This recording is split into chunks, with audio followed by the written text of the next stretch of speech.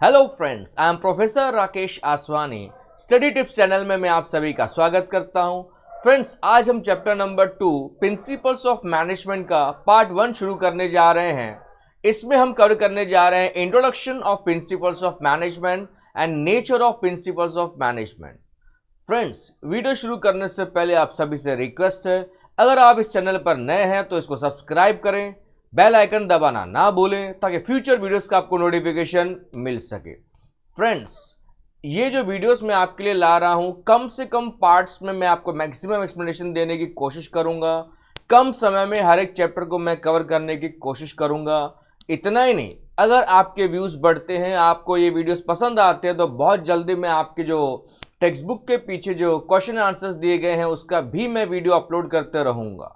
वो डिपेंड करता है कि आप सबका रिस्पॉन्स कैसा है। फ्रेंड्स, बहुत ही सिस्टमेटिक तरीके से मैं आपको चीज़ें बताने जा रहा हूं ताकि आपके लिए लर्निंग का प्रोसेस आसान हो जाए, क्योंकि जितने भी वीडियोस अपलोडेड है मैंने देखा वो टाइम ज़्यादा ले रहे हैं, एक्सप्लेनेशन देने के लिए टाइम ज़्यादा ले रहे हैं, और आज की तारीख में आज की जनरेशन के पास टाइम की बहुत कमी है। तो कम समय में मैं आपके लिए मैक्सिमम चीज़ें ला रहा हूँ। इसके लिए मैक्सिमम लोगों तक इन वीडियोस को आपने शेयर करना है ताकि मैक्सिमम लोगों को ये बेनिफिट मिल सके। तो चलिए दोस्तों, स्टार्ट करते हैं प्रिंसिपल्स ऑफ मैनेजमेंट का सबसे पहले इंट्रोडक्शन।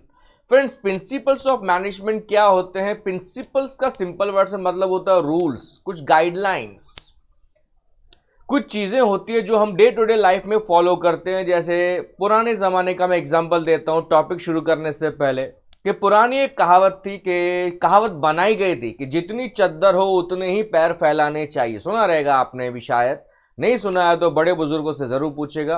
जितनी चद्दर हो उतने ही पैर फैलाने चाहिए, यानी इंसान के पास जितना पैसा हो वो हिसाब से काम करना चाहिए, इससे आपको परेशानी कम होगी। बराबर है। ये उस जमाने का रूल था जब सिंपल लिविंग था, लाइफस्टाइल बहुत सिंपल था। लेकिन धीरे धीरे लाइफस्टाइल बदला, लोगों का जीने का तरीका बदला, लोगों के डिमांड्स वांट्स सब बदल गए। तो आज के ज़माने में उसी रूल को चेंज किया गया है। पहले रूल क्या था? जितनी चद्दर हो उतने ही पैर फैलाने चाहिए। आज की तारीख में अगर हम बात करें तो चद्दर को बढ़ाया भी जा सकता है और पैर फैलाए भी जा सकते हैं, यानी आगे चल के हम अपने बिजनेस को बढ़ा सकते हैं, अपनी इनकम को बढ़ा सकते हैं और पैर फैला सकते हैं, यानी वो हिसाब से हम खर्च भी कर सकते हैं। तो समय रहते सिचुएशंस बदलते हैं, वो हिसाब से रूल्स में हम क्या करते हैं? मॉडिफिकेशन लाते हैं। यही हमारा आज का टॉपिक है, introduction of principles of management की हम बात कर रहे हैं। तो principles of management general guidelines हैं, यानी जनरल गाइडलाइंस हैं, जनरल रूल्स हैं जो हमें ये फॉलो करने चाहिए, यूज करने चाहिए for conduct in work places under certain situations. यानी बिजनेस में मैनेज करने के लिए मैनेजर्स ने इन गाइडलाइंस को फॉलो करना चाहिए ताकि वो लोगों से काम करवा के ले सके, क्योंकि मैनेजमेंट का डेफिनेशन क्या सीखा है? Art of getting things done through others. हमें लोगों से काम करवा के लेना है, तो ये प्रिंसिपल्स हमें फॉलो करने पड़ेंगे। इसको और अच्छे से समझने के लिए सी point number 2, principles denotes cause and effect relationship. Principles हमें दो चीजें बताते हैं, कॉज एंड इफेक्ट रिलेशनशिप। हमारी लाइफ में जितनी भी चीजें घटित होती हैं उसको हम इफेक्ट बोलते हैं। आज हमारे साथ जो कुछ भी हो रहा है उसको हमने नाम दिया इफेक्ट। तो उसका कोई ना कोई कॉज रहा होगा, कोई ना कोई रीजन रहा होगा। फॉर एग्जाम्पल, किसी ने किसी को झापड़ मारा, तो झापड़ मारा, दैट इज द इफेक्ट, कि मारा। क्यों मारा, कारण क्या है? वो नंबर ऑफ रीजंस हो सकते हैं। तो यहां पे हमें ये बताना है कि ये प्रिंसिपल्स जब हम फॉलो करेंगे तो अगर हम ऐसा करेंगे तो ये इफेक्ट आएगा, वैसा करेंगे तो ये इफेक्ट आएगा। तो इस तरह से principle denotes cause and effect relationship. It helps the manager to take and implement decisions and to achieve organisational goals. यानी ये मैनेजर्स को हेल्प करेगा, कि ये मैनेजर्स जो हैं कैसे हेल्प करेगा? इनको सही डिसीजन लेने में हेल्प करेगा ताकि वो कंपनी के गोल्स को अचीव कर सके। तो these principles are guidelines to action, यानी ये प्रिंसिपल्स मैनेजर्स को गाइड करते हैं कि हमें किस तरह से एक्शन लेना है और किस तरह से लोगों से काम करवा के लेना है। आगे बढ़ते हैं दोस्तों। Friends, nature of principles of management में 7 पॉइंट्स है जो एक एक करके हम डिटेल में देखने वाले हैं। Point number 1 is universal applicability, मतलब ये प्रिंसिपल यूनिवर्सल इन नेचर है। 1 मार्क का ऑब्जेक्टिव है, एक मार्क आपका कीमती है, हर एक चीज में आपको बता रहा हूं। Principles of management are universal in nature, मतलब हर जगह ये एप्लीकेबल है। सेकंड पॉइंट को अगर आप पढ़ेंगे, जो ब्लू कलर में हाईलाइट करके दिया हुआ है, it is applied to all types of organisation. All types यानी चाहे वो बिजनेस ऑर्गेनाइजेशन हो, चाहे वो नॉन बिजनेस ऑर्गेनाइजेशन हो। एक मंदिर भी बनाते हैं ना, तो उसको भी मैनेजमेंट के प्रिंसिपल्स एप्लीकेबल है। अब मंदिर हमने बना दिया तो सही टाइम पे उसके द्वार खुलने चाहिए, सही टाइम पे पूजा आरती होनी चाहिए, लाइन में लोग जो हैं उनकी धक्का मुक्की नहीं होनी चाहिए, किसी की चप्पल नहीं चोरी होनी चाहिए, प्रसाद बनना चाहिए, बंटना चाहिए, प्लस जो चढ़ावा आया है वो सही जगह पे डिपॉजिट होना चाहिए, एक्सेट्रा एक्सेट्रा। तो ऐसी कई सारी चीजें हैं। तो मैनेजमेंट के जो प्रिंसिपल्स हैं वो हर जगह एप्लीकेबल है। इसके लिए हेडिंग क्या दिया, यूनिवर्सल एप्लीकेबिलिटी, यानी हर जगह, कोई भी ऑर्गेनाइजेशन हो, इंसान हो या बिजनेस ऑर्गेनाइजेशन हो, कोई भी हो, हर जगह मैनेजमेंट के रूल्स हमने, प्रिंसिपल्स हमने फॉलो करने पड़ते हैं। तो चाहे वो बिजनेस ऑर्गेनाइजेशन हो, चाहे वो नॉन बिजनेस ऑर्गेनाइजेशन हो, चाहे वो स्मॉल ऑर्गेनाइजेशन हो, चाहे वो लार्ज ऑर्गेनाइजेशन हो, चाहे वो प्राइवेट सेक्टर हो, चाहे वो पब्लिक सेक्टर हो, चाहे वो मैन्युफैक्चरिंग सेक्टर हो, चाहे वो सर्विस सेक्टर हो, irrespective of their size and nature, यानी किसी का कोई भी साइज और नेचर ऑफ बिजनेस हो, हर जगह ये एप्लीकेबल है। इतना ही नहीं, they are applicable to all the levels of management. Friends, पता है मैनेजमेंट के नॉर्मली कितने लेवल्स होते हैं? 3 लेवल्स होते हैं। तो हर लेवल पे भी ये एप्लीकेबल है। उसका मेरा अलग से वीडियो बना हुआ है, जरूर देखिएगा। इतना ही नहीं दोस्तों, प्रिंसिपल्स ऑफ मैनेजमेंट का ये वीडियो जो आप देख रहे हैं, इसको देखने से पहले मेरा एक वीडियो अपलोडेड है, 14 principles of management by Henry Fayol. Link आपको डिस्क्रिप्शन में मिल जाएगा। 14 प्रिंसिपल्स ऑफ मैनेजमेंट प्रिंसिपल्स। तो पहले आपको प्रिंसिपल्स समझ लेने, प्रिंसिपल्स कौन से होते हैं, फिर आप इस वीडियो को देखेंगे तो आपके लिए चीजें जानना और लर्न करना आसान हो जाएगा। क्लियर है दोस्तों? आगे बढ़ते हैं। Point number 2 is general guidelines. Already बता चुका हूं, ये जनरल गाइडलाइंस है। They do not provide readymade solution. ये हमें रेडीमेड सॉल्यूशन प्रोवाइड नहीं करते। ये जनरल गाइडेंस है ताकि मैनेजर सिचुएशन को हिसाब से उसको फेस कर सके और सिचुएशन में जो भी प्रॉब्लम है उसको सॉल्व कर सके। But it importance cannot be ignored. Yes, ये जनरल गाइडलाइंस को हम इग्नोर नहीं कर सकते। इसका महत्व है। क्यों महत्व है? अभी अभी मैंने आपको बताया, लास्ट लाइन चेक करें। They helps the manager in tackling, यानी handling the organisational situation wisely, organisational situations wisely in solving the problems. यानी ये प्रिंसिपल्स कहीं ना कहीं मैनेजर्स को प्रॉब्लम सॉल्व करने में, उसका सॉल्यूशन फाइंड आउट करने में हेल्प करते हैं ताकि उसको बिजनेस मैनेज करने में आसानी हो। Point number 3, formed by practice and experimentation. यानी जितने भी मैनेजमेंट के प्रिंसिपल्स है, ये रातों रात डेवलप नहीं हुए, ये धीरे धीरे यानी ग्रेजुअली, धीमे धीमे डेवलप हुए थ्रू रिसर्च वर्क। यानी यहां पे कंटिन्यूअस रिसर्च की गई, बार बार एक्सपेरिमेंट करके देखा गया, प्रैक्टिस करके देखा गया, हर जगह ये चीजें अप्लाई करके देखी गई। जब रिजल्ट्स अच्छे आने लगे तो इसको शामिल किया गया किसमें? प्रिंसिपल्स ऑफ मैनेजमेंट में।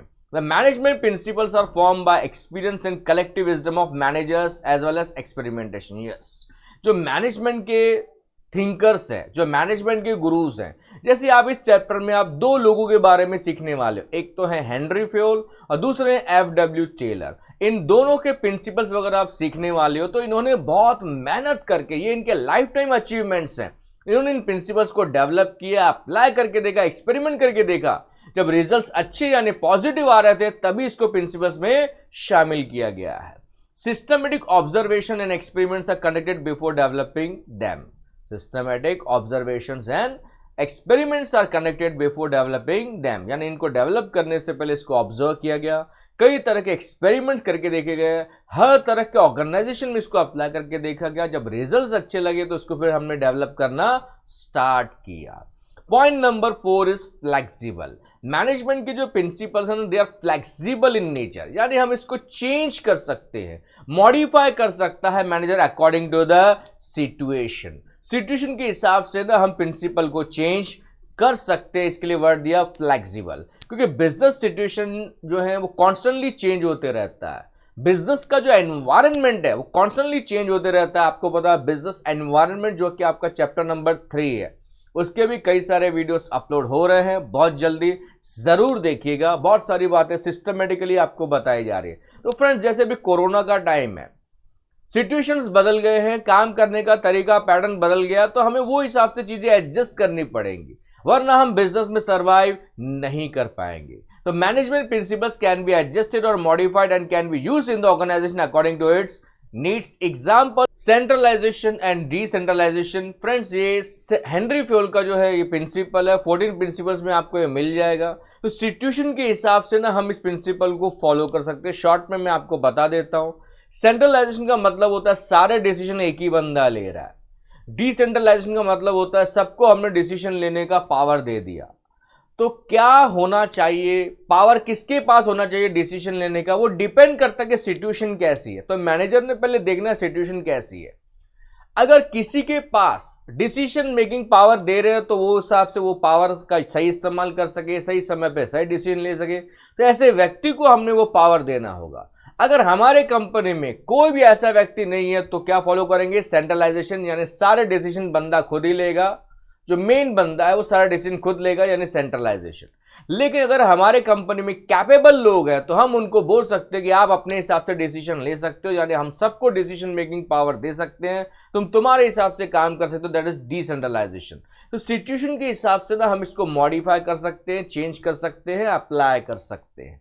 Point number 5 is behavioural in nature. Yes, management principles are behavioural in nature, यानी ये हमारे बिहेवियर में बदलाव लाता है। मैनेजमेंट के प्रिंसिपल्स अगर हम फॉलो करेंगे ना तो हम सबका काम करने का पैटर्न बिहेवियर में क्या आता है, चेंजेस आते हैं। वो हिसाब से काम करेंगे तो हम कंपनी के गोल्स को आसानी से अचीव कर सकते हैं। तो management principles aims at influencing the behaviour of human beings, इसीलिए तो इन प्रिंसिपल्स को बनाया गया है।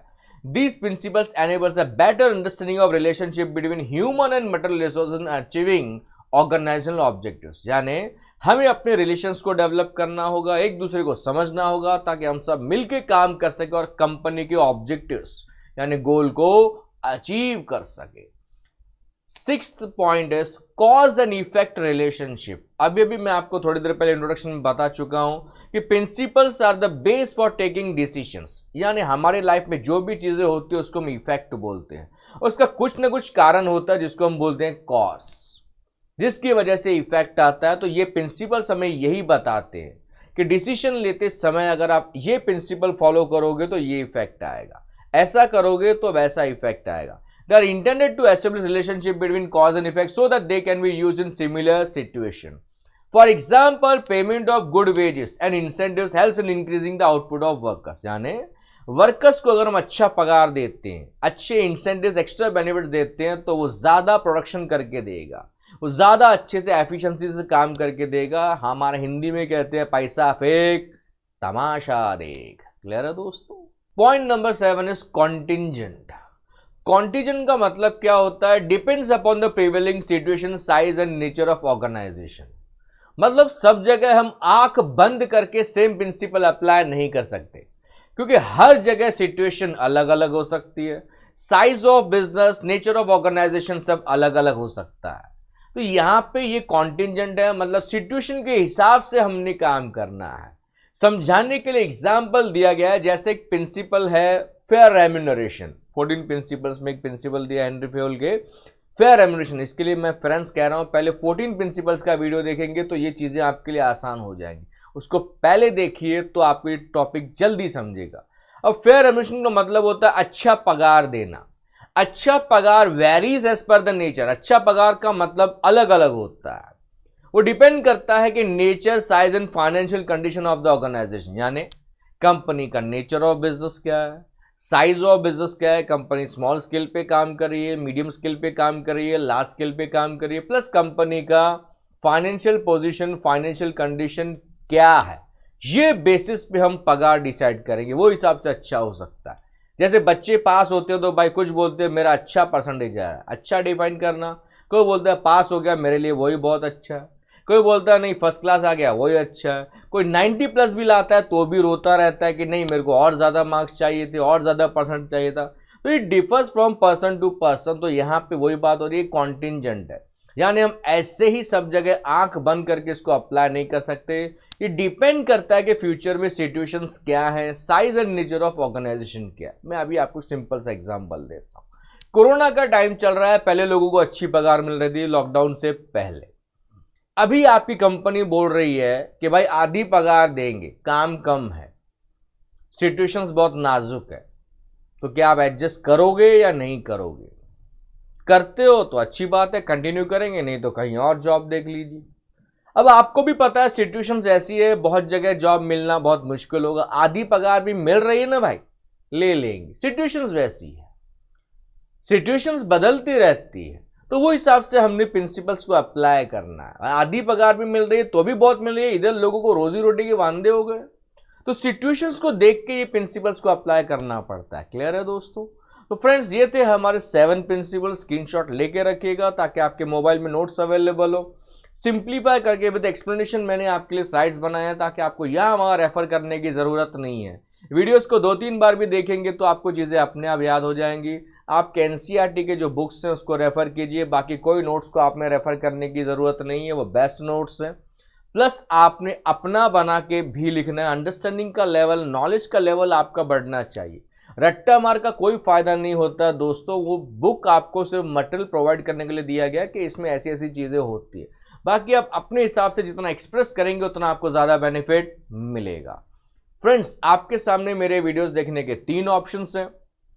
पहला ऑप्शन, आप डिस्क्रिप्शन चेक करेंगे तो वहां पे कई सारे वीडियोस के लिंक आपको मिलेंगे, आप जो चाहे वीडियो देख सकते हैं, जैसे लिंक पे क्लिक करेंगे वो वीडियो ऑन हो जाएगा। दूसरा, आप चाहे तो मुझे इंस्टाग्राम पे फॉलो कर सकते हैं, आई एम आरओसी सर, ये मेरी इंस्टाग्राम आईडी है, लिखा हुआ है ब्लू कलर में।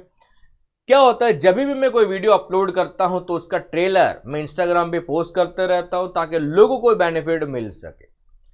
तीसरा, आपको ऊपर दिया गया है कि अगर आपको मेरे ज्यादा वीडियोस देखने हैं, एक भी वीडियो मिस नहीं करना है, तो जैसे ही आप मेरे चैनल स्टडी टिप्स पे क्लिक करेंगे, होम पेज ओपन होगा, वहां पे एक वर्ड दिखेगा प्लेलिस्ट, वहां पे क्लिक करना है। प्लेलिस्ट का मतलब है वो फोल्डर्स बने हुए हैं chapter wise and standard wise, 11th के, 12th के, ओसीएम के, बिजनेस स्टडीज के, जो स्टैंडर्ड के, जो चैप्टर के वीडियोस आप देखना चाहते हैं, आपके लिए चीजें आसान हो जाएंगी, आपको ज्यादा ढूंढने में मेहनत नहीं लेनी पड़ेगी। तो प्लेलिस्ट आपने यूज करना है, ट्रिक मैंने आपको बता दिया। फ्रेंड्स उम्मीद करता हूं कि वीडियो आपको अच्छा लगा रहेगा। Thank you all for your love and support.